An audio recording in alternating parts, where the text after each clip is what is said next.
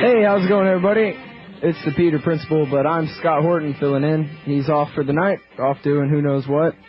If you don't know me, I'm Scott Horton, and I do the weekend interview show Saturdays from 3 to 5 Texas time here on the Republic Broadcasting Network all over America and who knows where else. So if you like what you hear, then check out my show every Saturday from 3 to 5. And my website, if you want to hear the archives of any of the great interviews I've done in the past, is weekendinterviewshow.com. And on tomorrow's show, I will be interviewing Gordon Prather, who is a nuclear expert and is the most informed source that I know of to educate me and you guys in the audience about our growing conflict with the nation state of Iran. And so we'll be talking with Gordon Prather all about that tomorrow at, I believe, 3, maybe 4, but I think 3 o'clock tomorrow here on the Republic Broadcasting Network. You can always listen at RBN Live if the FM is not blaring in your neighborhood. But for right now, I want to introduce tonight's guest. His name is Matt Barganier, although I'm sure I'm not pronouncing that correctly. And he's the editor of antiwar.com. Welcome to the show, Matt. Hi, how are you? It's great to talk to you, sir. I'm doing great. Let's see here. I was talking to a buddy of mine last week, Matt, and I said, man, don't you ever read antiwar.com? And he said, those guys are lefties. And I said, no, wait, no, they're not.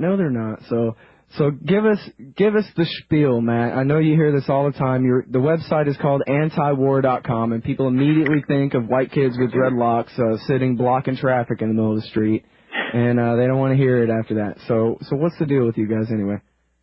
Well, we get a lot of the left-wing extremist stuff, people accusing us of being that. We also get the right-wing extremist stuff. Those don't really bother me too much either way because, as I see it, those terms are outmoded. They don't really make much sense when applied to us. I suppose that I feel probably more accustomed to being called a right-winger because I'm opposed to, for instance, income tax, Social Security, things like that, which would make me a very strange left-winger indeed. Right. But you know, those terms just don't. We run people left, right, center, mainstream, and outside of the mainstream. So, you know, I don't think that it makes much sense to call us any of those things. We're libertarians, which in traditional terminology puts us more to the right, I suppose. But you know, I don't worry about it too much, no matter what they call me. Right. Well, and as far as the regular columnists that line the right side of the page there, you guys are all libertarians there, whether there's links to left-wing or right-wing columns somewhere in the substance of the page. At least the regular writers for anti-war are all libertarians, right? Right. And in terms of regular contributors, not the columnists, but people whose work that we run pretty often, most of those are libertarians, are conservatives even, so. Yeah, there you go. Pat Buchanan's at the top of the list of additional contributors there. All right, everybody, it's the Peter Principal. I'm Scott Horton, and we're talking with Matt Barganier from antiwar.com. We'll be right back.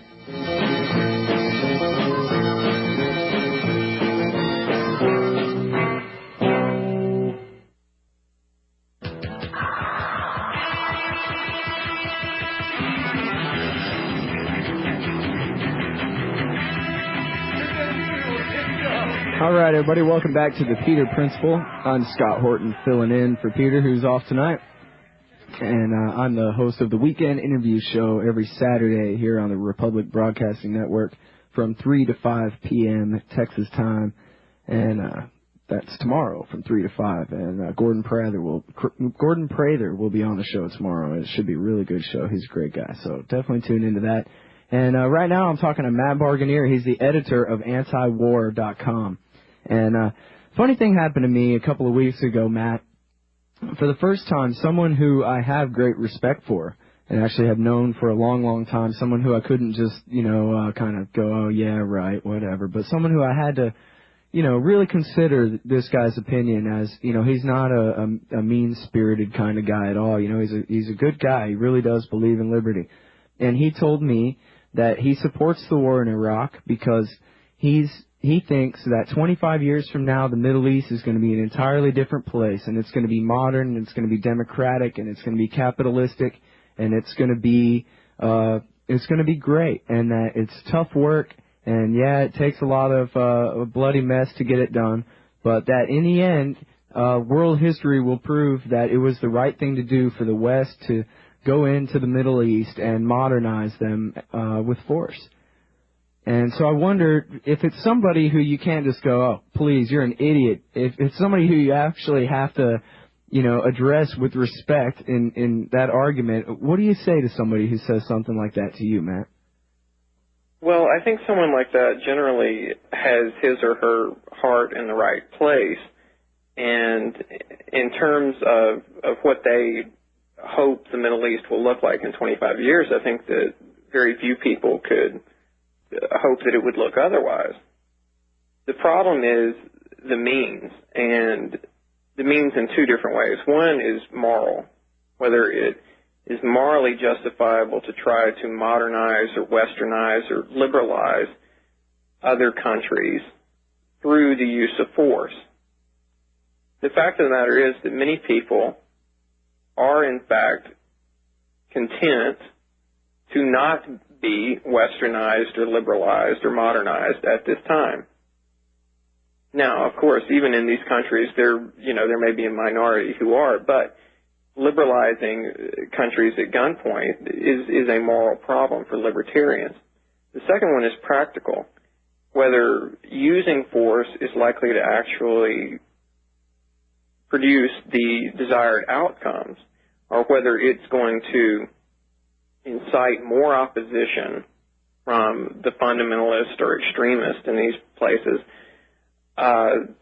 to what might otherwise be a sort of natural progression toward a more liberal order. And those are the two things that libertarians and conservatives and liberals, anyone, I think, who is, has generally benign hopes for the rest of the world, any of us would have to consider. Well, on the moral question, I think their answer to that would probably be to bring up. In fact, I think Condoleezza Rice made this example or this analogy to the civil rights movement, and that you're right. The majority of people over there are oppressing the minority of people over there. And just because there are a minority of people who want to be westernized and liberalized, they deserve to be, and somebody's got to help them, or else they're just going to be, subjects of some petty despot their whole life.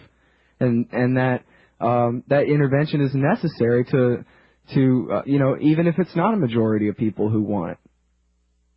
Well, okay, again, that would get to the moral question of how are we going to separate these people that we deem the good guys from the bad guys when we're dropping bombs over there, and of course that's not possible. In the second place, how is it that this intervention on behalf of a minority is going to actually help that minority? Isn't it actually just going to anger the majority? In the third place, and this is what I also should have included this on the practical side in my first response, what are the results going to be for the United States? The U.S. government has, if any purpose whatsoever, if any legitimate purpose, the defense of American citizens. And if it is not acting in ways that promote that defense, that are, either just a waste of taxpayer money or, in fact, are counterproductive, then the U.S. government is not living up to its responsibility to its citizenry. Never mind what it may accomplish overseas, which, is highly dubious that it would accomplish very much. So it's a case where the hardliners on either side are really just kind of playing off each other, and the more terrorism we create over there, the better it is for the hardliners over here, the better it is for the hardliners over there. Yes, I think that's definitely the case, and that appears to be the case particularly in Iran. There have been some interesting pieces on Iran lately, and American pundits tend to project American situations or conditions onto foreign countries. which is something that I think we'll probably get into more as we discuss more recent events, particularly things in Ukraine. But so we hear about these reformers in Iran, and they are real. There really is a core of liberal, at least in relative terms, reformers in Iran. Well, they have a very young population too. Right. But so this really exists to a much greater extent than it existed in Iraq before the war. But the reality is that even the reformers, even the liberals in Iran are intensely nationalistic. They may like Western cultural products or Western intellectual concepts of government, but they do not want to be told what to do by outside powers. They're just as nationalistic as the hardliners in whom they find an opposition domestically. Well, it's the same thing. I mean, we can't stand it for the French to even so much as suggest a different policy than the one we're going about. How would we feel if Iran talked to us the way we talk to Iran? You got to wonder. Yeah, it is interesting, and I remember there being some a big brouhaha right before our election about The Guardian, a left-wing British newspaper, starting a letter-writing campaign from British citizens to American voters in Ohio, I believe, trying to convince them to vote for Kerry. And there was a huge backlash against this, particularly on, the usual suspects, Limbaugh and Fox News and such. And to some extent, I can understand that. I thought that the jingoism that accompanied it was a little bit stupid, but the basic instinct there that British citizens who don't really know what American voters are voting about, why should we pay that much attention to them? And you can imagine amplifying that to, an occupying army telling the local populace what to think, what to do, how they're going to organize their government, and even their society. In fact, we at one time had an occupying army from Great Britain on these shores, and we did something about that, if I remember my history right. Correct, and that of course, a lot of things about the American Revolution, it was frequently cited, as I recall, in the responses to these letter writers from, inspired by The Guardian. So, yeah, and even the president himself a couple of months ago, I can't remember exactly the context, said something about, people don't like to be occupied. Heck, even the Iraqis probably don't like being occupied.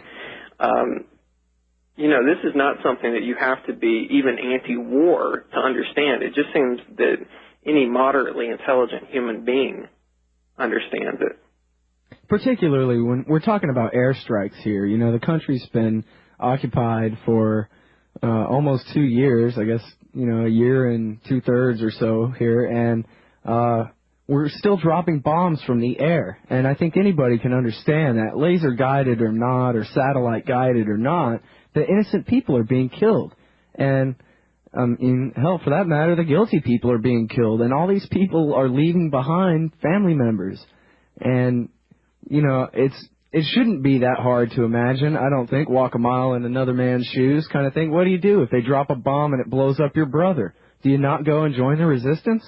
I mean, any human on Earth would react in the same way, I think, no? I believe so. I think that there's a profound lack of empathy, which is unfortunate, even if for purely strategic reasons. We're not talking even bleeding heart or moral reasons. It used to be a standard principle of warfare or diplomacy that you try to understand, you try to empathize with your enemy, you try to look through their eyes and see things the way that they see them. I think, is it maybe possible the reason we're not doing that this time is because we're not really, our government and media don't really want us asking that question too closely because we might find that they're more in the right than we are? Oh, I'm sure that that's true, but it also appears that, I think that's been the case in various other American conflicts, such as Vietnam. But I do think that once that the government and the government-controlled media will ignore these things and will not present these issues or this way of seeing things to the public, but once they forego that sort of empathy on their own, then they're making poor strategic decisions based upon it.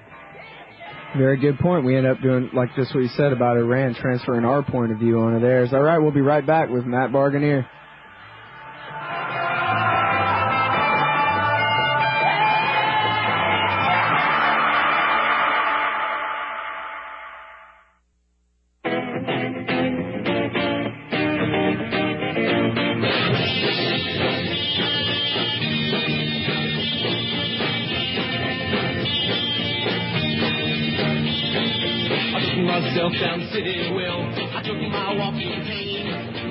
Hey everybody, welcome back to the Peter Principle.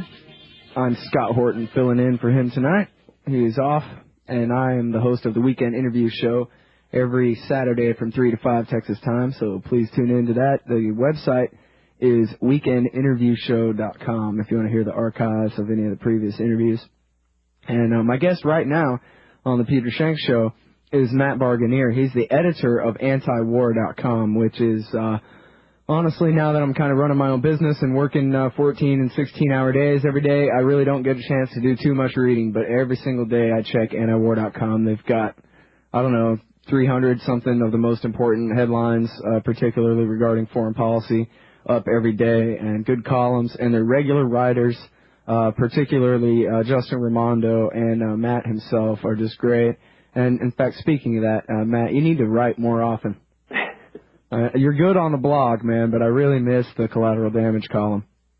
Yeah, well, I sometimes have a hard time coming up with something original to say on things, and I usually try to reserve it for when I have something really original to say. But I'll always remember, Mr. Sharon, tear down those empty mobile homes. I love that one. That's great. Okay, so before the break, Matt, we were talking about empathy, and not just, from a moral boo-hoo point of view, but in wartime, practical empathy, putting yourself in your opponent's shoes or your enemy's shoes to figure out, never mind him, but how best to protect yourself. And this is something that, as you were saying, this is something that we really haven't done in the war against Al-Qaeda. We basically say, well, they hate us for our freedom, and we kind of leave it at that. And they kind of let us hang with the impression that this is all unprovoked terrorism against us. And I was just going to bring up that when I was trying to have a little empathy and see things from my enemy's point of view, two very important things came into view. And one of them, the most important thing that happened was I read a book called A Pretext for War by James Bamford. And I subsequently interviewed James Bamford on this show, or on my Saturday show. And the most important part of what he said was that September 11th was a trick. It wasn't that they, thought that we would just turn tail and run home, and that they made a tactical mistake like it seemed to a lot of people. But that, in fact, September 11th was, like the analogy is like slapping you right in front of your girlfriend to force you to fight. And that they were trying to trick us into coming running across the ocean as fast as we could and spending millions and billions of dollars occupying the land and getting bogged down in their sand trap. That it was a deliberate provocation to trick us into what I guess bin Laden called in his video Operation Bleed America Dry or something like that. And boy, that sure takes the war on terrorism and puts it in a whole different light when you think of our response to September 11th as exactly what Osama bin Laden was hoping for. Well, right, and it's interesting that many of the American proponents of the war spoke of this flypaper theory, which was that we were which in and of itself was just incredibly callous, never mind toward Iraqis, but toward, American soldiers, that you're going to send American soldiers into a place to just be these sorts of targets that would pull in the flies, I suppose, to the flypaper. But this is really strange. This is akin to sticking your arm into a beehive and then saying, aha, I drew them all onto it. This was an odd, it seems that the flypaper was actually reversed in any meaningful sense, that they set out the flypaper and we have been drawn to it. Absolutely. I mean, after all, they can't shoot at us when we're safe back here in North America, but we send all our young kids out to their neighborhood and they're within rifle range now. Correct. And things are so much worse. We hear all of this about how the liberal media just won't get out the good news. They just won't get out the good news. What is the good news exactly when U.S. officials cannot even go to the Baghdad airport? Is that the good news? They can't even walk around the green zone without getting bombed. It's the real news, even that which is supposed to be good news. I had a piece on our blog last night, antiwar.com/blog, about this letter that's circulating from an official in the green zone there, a U.S. official who is in charge of getting water to the entire country of Iraq. This is amazing if you read the letter, because this person, and I don't mean to impugn the character or motives of this person at all. I'm sure that she's a perfectly good person with good motives and all of that. But it sounds as if she can't be more than, a semester out of college and does not have any technical expertise in the field that she is in charge of. But anyway, there's some interesting just little slice of life things there where she talks about how you can't even walk around in the green zone without a flak jacket. The green zone being one of Saddam's former palaces where the American authority is now stationed. Right. And how if every single, missile or bomb that went off in the vicinity of the green zone, if you paid attention to that, you'd never get any work done. Now, this is the good news. Yeah, everything's going great. All right, everybody, it's the Peter Principle. I'm Scott Horton filling in for Peter Shank, who's off tonight. My guest is Matt Barganier. He's the editor of antiwar.com. And we'll be right back after these short messages. You don't think this long here? You can tell the truth now, baby.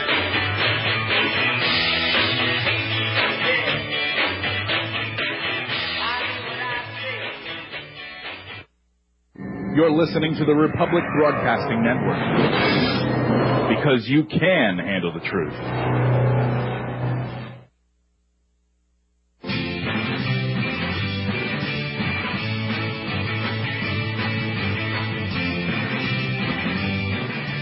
Hey there, how's it going, everybody? You're listening to the Peter Principle on the Republic Broadcasting Network, but I'm not him. I'm Scott Horton, the host of the Weekend Interview Show, and I'm filling in for Peter, who's out tonight. Should be back Monday, I think. So, anyways, I'm talking with Matt Barganier. He's the editor of antiwar.com, which is a great libertarian news site, especially for those of us who are most concerned with foreign policy. And, I was reading the headlines today. It says there's more troops on their way to Iraq. They decided that, turns out, according to TV, that, there really are some problems with the occupation of Iraq. It's really not going that smooth. And so we're going to solve that problem by finally listening to the skeptics who said all along what we need is more soldiers on the ground. And so now that's what we're going to do. And supposedly that's going to solve everything in time to hold elections on January the 30th. What do you say, Matt? You think the election's going to happen on time, or you think they're going to have to postpone it again?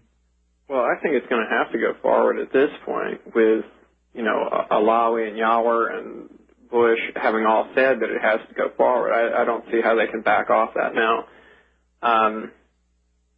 I have no idea what will happen, although I'm sure that it will not be what we were promised. But yeah, so they're sending 12,000 more, or they're boosting American troop levels by 12,000, and again, there's no end in sight. This essentially means, as one retired general recently said, that this is the re-Americanization of the effort, meaning that the Iraqification project is done for the time being. They're not trying to hand this over. They've given up, at least for the time being, on trying to hand this over to indigenous forces, and they're going to up U.S. troop levels. Although they will still be at 150,000, they'll still be at half of what General Shinseki said before the invasion. Which, of course, the reason they didn't want to listen to that was not because they didn't want a long-term commitment. The reason they didn't want to listen to that is because it was effectively an anti-war point. If you were saying that you were going to send 300,000 U.S. troops there, that was essentially a no-go. They couldn't have gotten away with that. That's the reason that they went in there with a smaller force, not because they were just trying to be fast about it and get out as quickly as possible. Well, and not only that, perhaps going in with too light of an amount of force is a way to guarantee a long-term commitment. That, I'm reminded of Jay Garner saying, hey, let's hold elections. And they say, hey, you're fired, pal. And really, they want to stay. They don't want a quick solution to this, man. I don't think that they want a quick solution to it either, but I don't know that necessarily means that they will postpone the vote. From all indications that I've seen, they want to have the vote. After that, or, I'm sure that they already have their preset justification for why we'll have to stay after that, no matter what the outcome is. But it does appear to me that the vote will go ahead on January 30th. Well, it's looking like there could be a lot of trouble with the Sunnis, who mostly, from what I've read, a lot of the Sunni imams are urging all their followers to boycott the election. They're not recognizing it as valid at all. So, if only Shia turn out to vote and they all elect al-Sistani's guys, then you're going to have some really upset Sunnis and probably some Kurds too. Am I right? Oh, yeah. I'm not saying it's not going to be a fiasco. It will be. But I really don't see any way that they can back out of it. Yet, of course, they've surprised me so many times before that I can't say I would be shocked if it were postponed, even if it were postponed at the last minute. What's funny is, and maybe I'm wrong about this, but if I remember correctly, what they had been saying was the election's going to happen on January 1st. And then they moved it back to January 30th, but they didn't even call it moving it back. They just kind of pretended like it was always January 30th. Right. Well, the dates don't matter, I don't suppose, if you're going to be there forever. Right, yeah. Maybe they'll just postpone it to February 28th. Yeah, there you go. And then, April 19th after that, probably. Right, I mean, I guess it's democracy so long as there's always an election pending. Yeah, right. That's funny. And then, of course, the majority should get their way once the democracy rules. It should be great. Oh, right. And, it's interesting that we're going to either learn something about majoritarianism after this election or about authoritarianism. Either way, we're going to find out something about the reality of democracy itself, or U.S. unwillingness, perhaps somewhat prudently, I would have to say, to go along with democracy in Iraq. Right, because then we're just going to have to deal with the Grand Ayatollah again. Right. Wow, yeah, being an empire is really difficult, man. It seems like all appear these that things way. to manage and plan. Doesn't seem like, I don't know, I wonder if our chief executive is up to the task of all this planning that needs to be done. Well, I'm not too worried about it. With the super competent staff that he has at his side, I mean, there's no reason to worry, really. Yeah, well, and speaking of, let's see, I could take this two different ways. I could go with the extreme quality of his staff, and we could talk about neocons and shifts in the cabinet, or we could stick with the majoritarian democracy thing and talk about Ukraine. Matt, what do you say? Pick your poison. We should probably talk about Ukraine because in many ways, it shows more of the pure imperialism rather than just this, so long as the U.S. is conducting wars in the Middle East or funding regimes in the Middle East, it may look like some sort of exceptional case where the U.S. has to intervene for some specific reason. And that's what we're often told, that this isn't imperialism, that this is because of all the factors that are unique to the Middle East. Well, with Ukraine, we see that really it's pretty much the same thing everywhere. interference, intervention, manipulation, belligerence, and it doesn't really change that much from region to region. Well, what does America have at stake in the Ukraine? That's pretty far from, even Western Europe. Absolutely nothing. If by America you mean American citizens.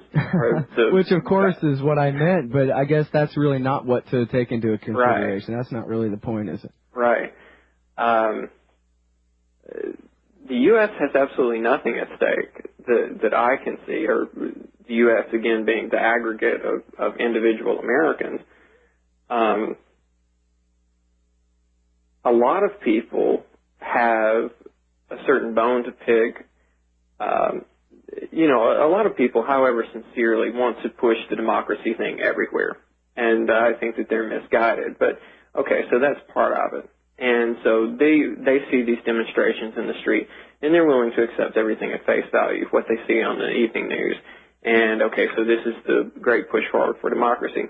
A lot of other people are using this as a sort of proxy battle, a proxy Cold War, really, with Russia.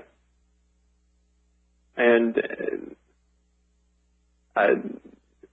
now, what value the average U.S. citizen is supposed to get out of either a cold or a hot war with Russia is beyond me. Are we talking about pipeline paths here? Because, I'm picturing kind of the North Caucasus region, and I know that a lot of the neoconservatives kind of try to pick a fight with Russia over Chechnya as well. And, they still have thousands of nuclear missiles and stuff like that, so I don't think we want to push them that hard, do we? But are we? I guess we are we? I think in every case, in the Middle East, it's not completely about Israel, and it's not completely about oil, and it's not completely about American hegemony or national greatness. There are these confluence of factors. I think in any one particular case, we can say that one outweighs others. For instance, in the Middle East, I do think that the predominant factor is security of Israel. In this case, I think part of it is just the neoconservatives being ideologically consistent. It would be inconsistent of them not to want to meddle in Ukraine. It would be inconsistent of them not to want to meddle anywhere. Samoa, for instance.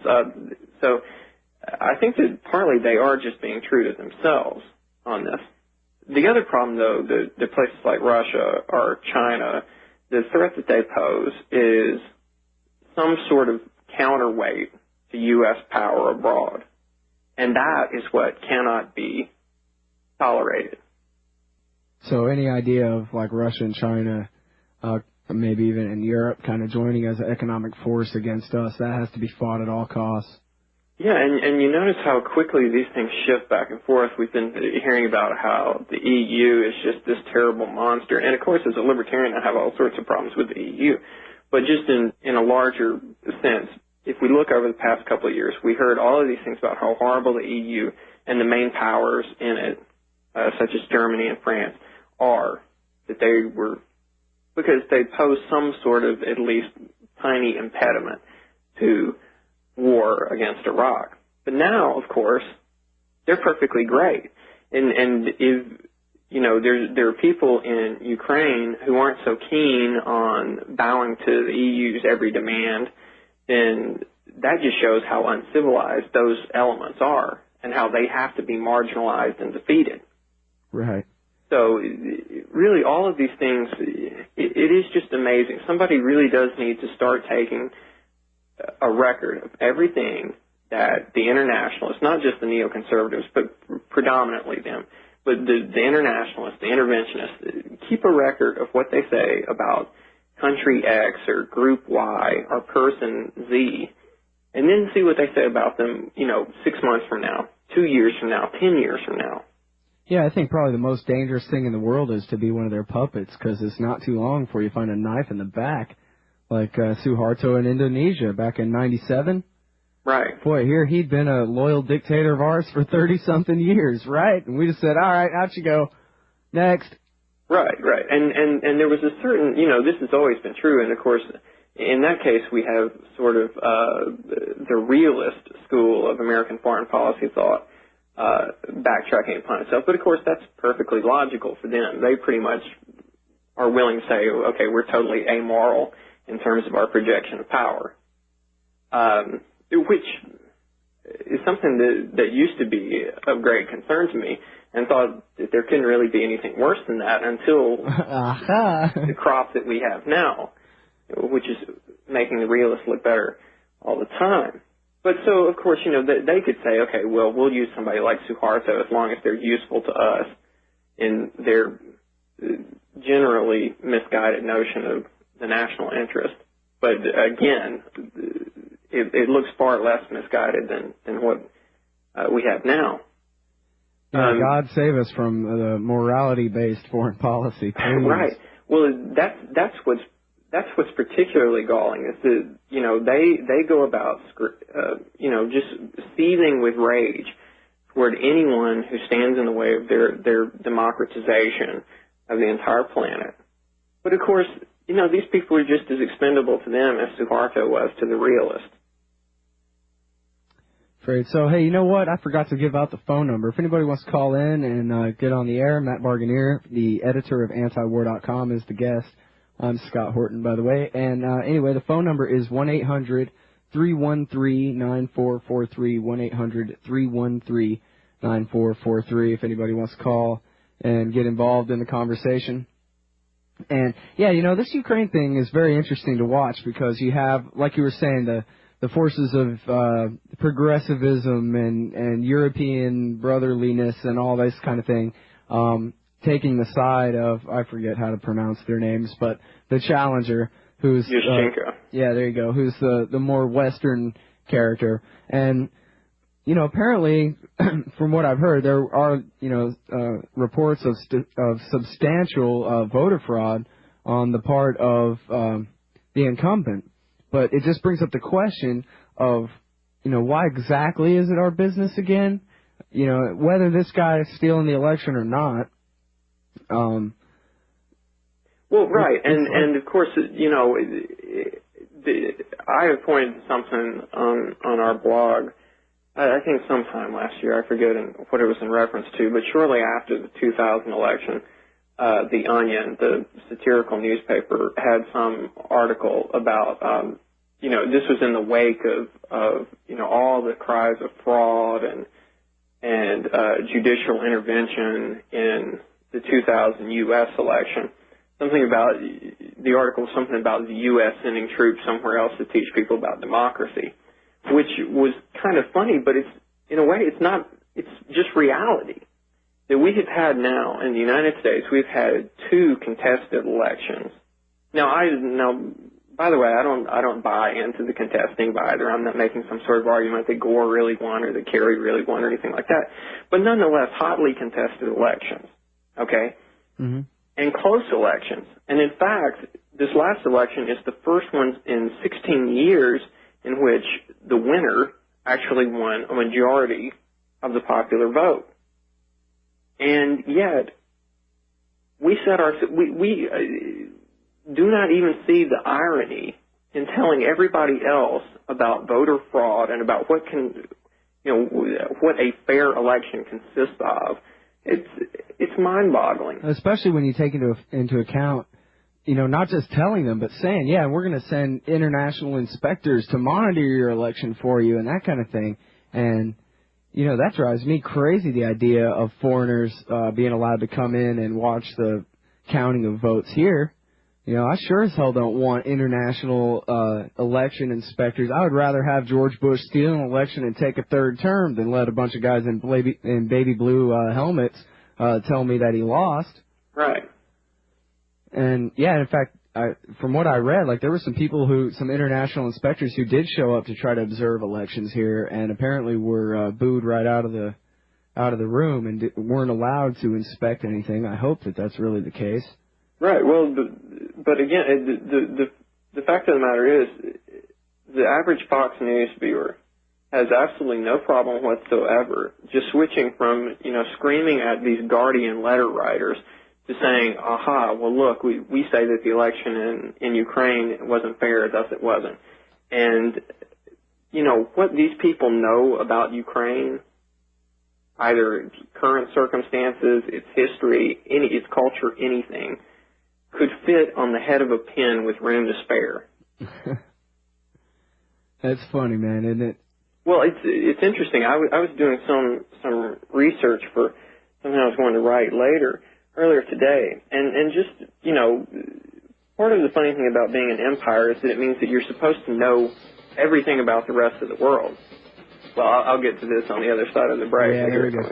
We're going out so they can hear the music. Good. All right, everybody. It's the week. No, it's not. It's the Peter Principle. We'll be right back with Matt Barganier.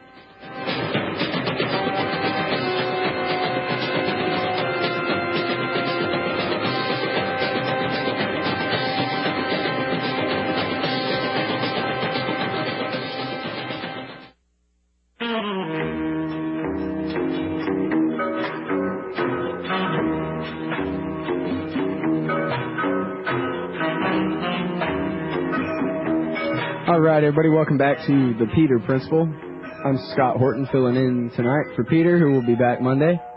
And if you're wondering who the heck is Scott, I am the host of the weekend interview show every Saturday on Republic from 3 to 5 p.m. And make sure and tune in tomorrow. I'm going to be talking with Gordon Prather all about Iran and that son of a biscuit eater, John Bolton, who I heard a rumor just got promoted in the U.S. State Department. So it's going to be a great show tomorrow. Make sure to tune in for that. And for right now, we're wrapping up interview with Matt Barganier. He's the editor of antiwar.com. And Matt, when we went out to break, we were talking about the irony of exporting democracy when we're not supposed to be a democracy in the first place, and we can't even hold an election right anyway. Yeah, and the problems of empire, this is something that libertarians and conservatives especially should be able to see. Because it's essentially the same as the libertarian or conservative critique of the domestic bureaucracy. That is, for one thing, you have the Hayekian approach, which is that there are information problems inherent in any bureaucracy, and the more centralization that you have, the more information problems that you have. There's simply, you cannot have, for instance, you cannot have a command economy, a centralized command economy, because it does not give you the dispersed, decentralized information that comes in the market, right? Right. Well, if you're going to run an empire, it's just exactly the same thing, except on a much larger scale. So this is how we end up with guys delivering trucks full of tainted fuel across a war zone with no armor? Well, right, and this is how we end up with, you know, the apparently 23-year-old in charge of getting water to the entire country of Iraq that I just spoke of. Right. But in the case of Ukraine, just to look at, you know, so we know about everything. We know what's best for everybody, and we know enough about all of these countries to know in the first place, before we even get to the issue of what we should do, we even know what's supposedly wrong, right? And so I was interested to know, to look up a few things, and I had just gotten started on it this evening, about how much Americans really know about Ukraine. Do I really want to hear this? Well, this is just a tiny little snippet. Again, I had just gotten started on this, but I think that this is a telling thing. I was trying to figure out how many people in this country even speak Ukrainian. I mean, it seems to me that if you really want to get some sort of view of what's going on in a place and you really want to understand it, you have to at least have somebody that you trust translating. You know, if you can't read it yourself, you need to at least have somebody you trust, preferably multiple sources translating what's going on there. Well, I was looking for, I looked on the Modern Language Association website, MLA.org, just to look and see if I could find any stats on, you know, how many colleges in this country offer Ukrainian as a course, or how many people were enrolled in courses. And I'm not cherry picking here. I just have 2 years, but there were only a few years that were available. So for 1995, there were 84 students enrolled in Ukrainian courses in all the colleges and universities in the United States. Wow. 84. And that's only 13 graduate students, people who you can really believe actually know something about the language. So maybe letting them in the room with the National Security Council isn't necessarily good enough for formulating a Ukraine policy? Yeah. I mean, this is just compared. Just for comparison's sake, there were 179 who were studying Samoan that year. Wow. In 2002, it's improved a bit, but in 2002 there were 126 students studying Ukrainian. That's it. Well, obviously, it's up to us to decide who their next government's going to be. Right, because we know everything about the Ukraine. All right. Hey, thanks a lot for coming on the show, Matt. Everybody, read what Matt writes at antiwar.com. Thanks again for coming on the show, bro. No problem. Thank you.